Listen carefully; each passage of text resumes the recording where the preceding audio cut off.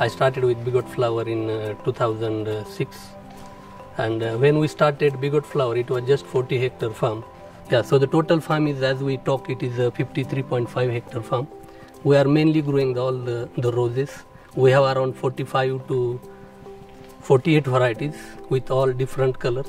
We've been Fair Trade certified farm from 2008.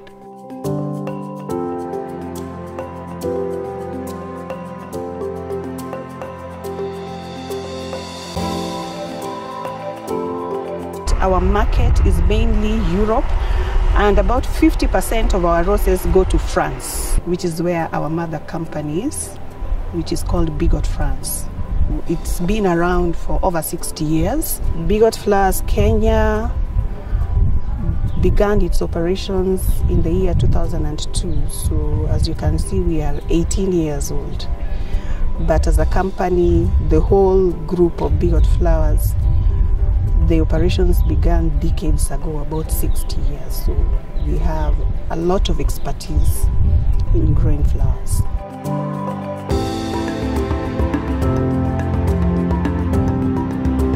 Actually, when the COVID started in March, first 2-3 days it was just reducing by 30-40%, but then after 1 week it has really dropped by 100%. Because of the COVID, we are not able to supply the flower or to export the flower. So it was quite loss for the company.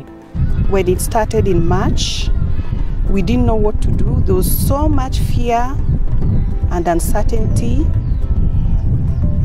and people didn't know what was coming. They got their salaries in March, in April, in May, but as we were getting into June, it was clear that we were not going to sustain this. And we had to make that very painful decision now to start sending people on unpaid leave to stay afloat. Essentially, that translated into half pay for the entire workforce, which was very, very, very, very, very tough. And that's where Proparco came in. They funded us to provide food for our employees and also to provide PPE, protective clothing, masks, sanitizers, and even the thermal guns, to check temperatures as people are coming in, because again, we didn't want people to be exposed. So the buses we had were not even enough to carry all our 1,000 employees. So Proparco came in handy, granted us some money to even hire additional buses to ensure that we comply to the government directive on physical distancing.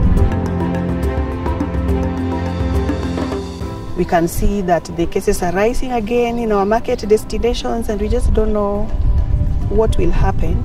But we are very lucky to have a partner who has always stood by us, that's Proparco.